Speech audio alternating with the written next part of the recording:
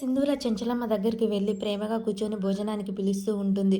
ఇక చెంచలమ్మ సింధూర మాటలు విన్నాక, నీ మాటలు వింటే నాకు ధైర్యం వస్తుంది. కానీ నా నమ్మకం ఎక్కడ పోతుందో, నాకెక్కడ దూరం అవుతావనో చాలా బాధగా, దిగులుగా ఉంది అని చెప్పేసి చెంచలమ్మ బాధపడుతూ ఉంటుంది. చెప్పుడు మాటలు ఎక్కడ వింటావో, నాకెక్కడ దూరం అవుతావనో నాకు చాలా భయంగా ఉంది సింధూర అని చెప్పగానే, అత్తమ్మ నేను చదువుకున్న దాన్ని, ఎవరేంటో నాకు తెలుసు. వాళ్ళు చెప్పుడు మాటలకు నేను లొంగేదాన్ని కాదు.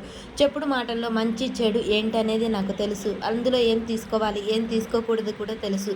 నువ్వేం భయపడకత్తమ్మా, భోజనానికి వెళ్దాం పదా అని చెప్పేసి ప్రేమగా తీసుకొని వస్తూ ఉంటుంది. కేశవ వాళ్ళిద్దరిని చూసి షాక్ అయి చూస్తుంటాడు. చెంచలమ్మ కోపం పోయిందనమాట. అంటే సింధూర నమ్మకాన్ని కలిగించింది, అందుకే అంత ప్రేమగా ఉంది అని చెప్పగానే, అత్తమ్మ భోజనానికి కూర్చో అని చెప్పేసి ప్రేమగా కూర్చోబెడుతుంది.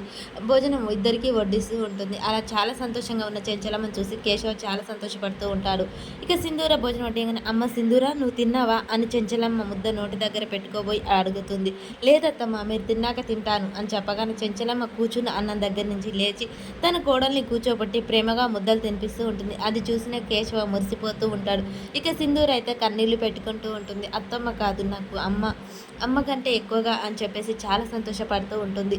ఇక కేశవ అక్కడికి శ్రీరాములయ్య ఇంటికి వెళ్తాడు. అక్కడ విజయమ్మ వాళ్ళు గుడికి వెళ్ళారు, ఎవరు లేరయ్యా అని పని మనిషి చెప్పడంతో ఇక కేశవ ఆడ కూర్చొని బాధపడుతూ ఉంటాడు. నేను చేసిన ద్రోహానికి నన్ను క్షమించలేరు. మీకు మాటలు వస్తే నా తప్పేంటని బయటపెట్టి నన్ను 10 మందిలో నిలదీసేవారు. కానీ మీకు మాట రాకుండా అయింది. నాకు మాటలు ఉండి కూడా నేను ఎవరికో చెప్పుకోలేకపోతున్నాను.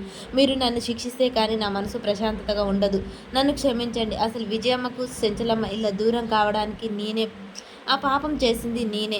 ఎందుకు ఇలా చేశాను అనేది నాకు తప్ప ఎవరికి తెలియదు అని చెప్పేసి సంజయ్ అయితే శ్రీరాములయ్యతో చెప్పుకొని బాధపడుతూ ఉంటాడు. మీకు మాటలు రావాలి, మీరు నన్ను శిక్షించాలి, నేను చేసిన పాపానికి ఏ ప్రాయశ్చిత్తమైనా నేను అనుభవిస్తాను అని చెప్పేసి బాధపడైతే అక్కడి నుంచి వెళ్తాడు. మరి విజయమ్మకు చేసిన ద్రోహం ఏంటి కేశవ, అసలు వీళ్ళిద్దరు విడిపోవడానికి కారణం ఏంటి?